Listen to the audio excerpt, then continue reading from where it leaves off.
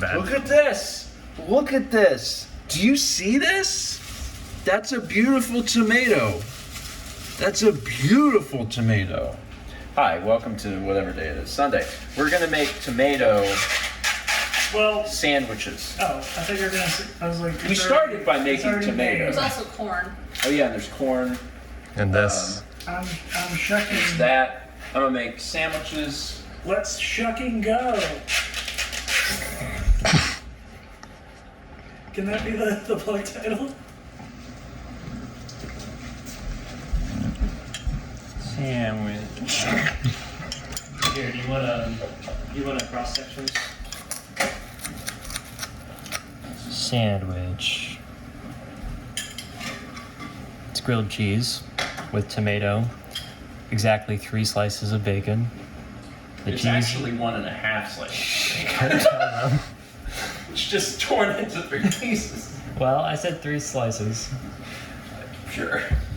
We got a combination of cheddar and Swiss and garden-grown tomatoes.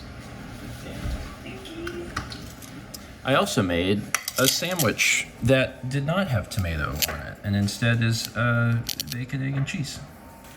Because I wanted that. I unthawed the bacon initially to make bacon, egg, and cheese sandwiches, and then when I found out we were doing this, I was like, oh, we could put bacon on the other things also. How was the corn, since I'm not partaking in corn? It's good. Is it good?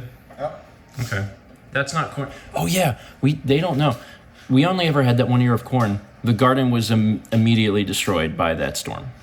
So Squirrels. the squirrels? All the tomatoes are. The storm. Knocked over, but it wasn't dead. It would have been okay. Oh, the storm knocked the corn over, and then the squirrels ate the corn. It was then squirrel accessible corn. It was squirrel accessible. Yeah. So we didn't get any other ears of corn than that one, and they're also eating some of the tomatoes, right? Yeah. Squirrels are destroying the garden. God bless industrialized agriculture. So this corn is from the State Farmers Market, but I'm glad that it's also good corn. It looks like it's good corn. It is. Like that. That looks like good corn. After we had sandwiches, then we watched a movie film. We rewatched Drop Dead Gorgeous, which is a 1997 mockumentary about a teenage beauty pageant in the Midwest. It's not the best way to experience the Midwest, but it's not an inaccurate way of experiencing the Midwest. You could watch that in Fargo, And you get it. and you'd understand. Mal made a new recipe for the gyoza that we had the other night. Yes. And this recipe has got less water New gyoza, now with less water. and other spices. Yeah, it has white pepper in it. The preparation. Right That's there. not, no, that's in the, I put a little bit of that in the gyoza sauce. Okay. Oh, you did? Just a tiny bit. Oh, okay. The prep process was different. How is Right. it? Well, I How is it did. different? Some people had recommended what else to do to the cabbage, and I found a different recipe that recommended that as well. Mm-hmm. And I got like a full measuring cup of water out of the cabbage. And it made, like, the filling, when I did it the other day, was kind of falling apart. This was more like a meatball filling where it would hold its shape. Yeah. So it worked a lot better, and I like the taste better. It was probably way easier to make them today It than it was. was for you last time. Because it was more crumbly. Yeah. And I chopped the cabbage a lot finer, too.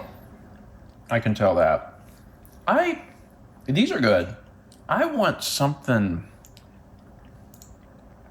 else in the meat. I don't know what that Does it is. need like a kick? Like I feel like if you put red pepper flakes in it, it would be great. I don't know what it is, but like, Or does it More need the- to be salted, or does it need to be? Well, I think there's enough salt with the soy, personally, but I know you both like salt. Or maybe like a. I actually think it might need salted. Okay. Because yes, there's a lot of soy salt happening, but that's on the exterior. So like once you bite into it and That's you're all just gone. It's Yeah. gone. I think that's what it needs actually. I think it Well, needs what some you salt. could do is you could eat half of it at a time rather than the full thing, And put a little salt on it. and then you can dip it again. You can double dip. In general, I think that most people when they're cooking do not put enough salt on their food, like when they're making stuff. I really believe that. So There's only 2 teaspoons. it helps that I like salt a lot, so I tend to try and counteract that by like over salting things a little bit. But otherwise, it's very good. I think that's the only thing maybe it really needs. If you want to do up more, you let me know, and I'll put some extra salt on them. You know, I think I was missing a teaspoon of salt in the recipe. Wait, really? Yeah. Well, you Oh. wrote on your notes two teaspoons. Well, the ingredient list is a tablespoon divided, so it's 2 teaspoons on the cabbage to pull the water out, and then I was supposed to put the 3rd teaspoon in the Yeah. mix, and I didn't do that because I forgot after I wrote the 2. Got it. Yeah, the meat is just slightly under seasoned, and I think that's it. It just needs more salt. But otherwise, very good. And we can make these anytime you want. Well, there's a bunch frozen. Okay. I'll eat them right now. It's been a really good weekend. I've really enjoyed yesterday and today. Going out yesterday and doing the photo shoot, and then hanging out with Haley and finally getting some shorts. And then today having folks over and like making sandwiches and watching a movie. It's been good. And particularly, it's been nice because I've managed to balance work and life.